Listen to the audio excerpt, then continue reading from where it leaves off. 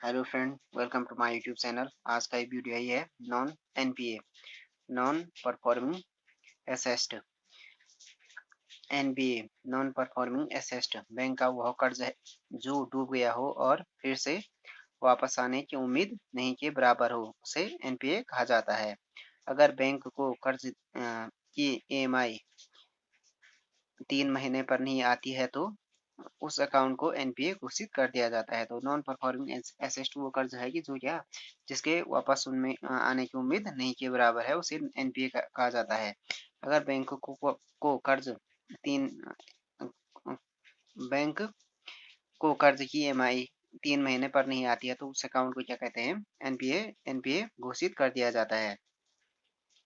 कोई लोन निकट भविष्य में एनपीए बन सकता है, इसकी पहचान के लिए आरबीआई ने नियम बनाए हैं।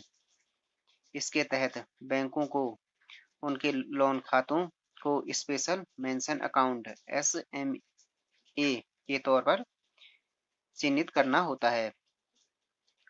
अगर किसी लोन खाते में मूलधन या ब्याज की किस्त का भुगतान निर्धारित तिथि से 30 दिन तक नहीं होता है तो उसे एसएमए स्पेशल मेंशन अकाउंट 0 कहा जाता है। भुगतान 31 दिन से 60 दिन तक न हो तो उसे एसएमए फर्स्ट 1 कहा जाता है।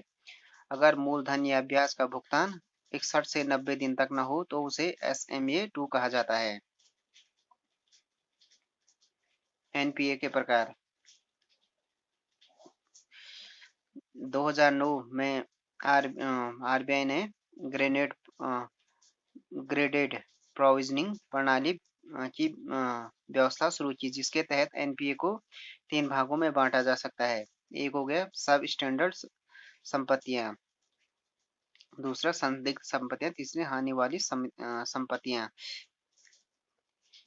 सब स्टैंडर्ड संपत्तियां इसके अंतर्गत उन संपत्तियों को रखा जाता है जो कम से कम पिछले 18 माह तक एनपीए रही हो। इसके अंतर्गत गिरवी रखी गई संपत्तियों का मूल्य उधार ली गई राशि से कम हो जाता है। दूसरा हो गया संदिग्ध संपत्तियां।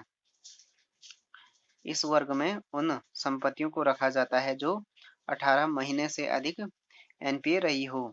इस ऋण में वे सभी कमजोरियां होती हैं जो कि सब स्टैंडर्ड संपत्तियों में होती हैं। तीसरा हो गया हानि वाली संपत्तियां। ऐसी संपत्तियां जिनकी पहचान बैंक के आंतरिक और बाहरी पर्यवेक्षक ने हानि वाली संपत्तियों के रूप में गिना हो।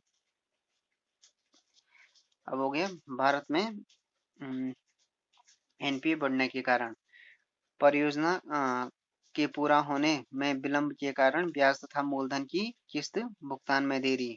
दूसरा हो गया ब्याज दरों में वृद्धि के कारण किस्त भुगतान में कठिनाई। तीसरा हो गया सार्वजनिक बैंकों द्वारा एनपीए की गणना के संबंध में विदेशों में पहले से चली आ रही विधि के स्थान पर सिस्टम आधारित पद्धति अपनाने के कारण एनपीए में वृद्धि हुई है।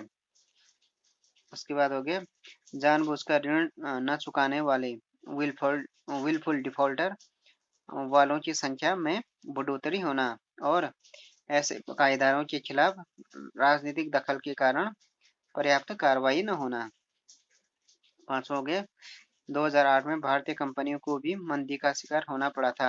मंदी के दौर से बाहर आने के बाद बैंकों ने बड़ी कंपनियों को कर्ज देने में उनकी वित्तीय स्थिति और क्रेडिट रेटिंग की अनदेखी की। इससे भारतीय अर्थव्यवस्था एनपीए के जाल में फंसने लगी। तो फ्रेंड्स ये हो गया एनपीए के बारे में, नॉन परफॉर्मिंग एसेस्ट और नॉन परफॉर्मिंग एसेस्ट के प्रकार और जो भारत में एनपीए बढ़ने के कारण उसके बारे में ये video. Thanks for watching this video. If you like this video please subscribe my channel and like share and comment on this video.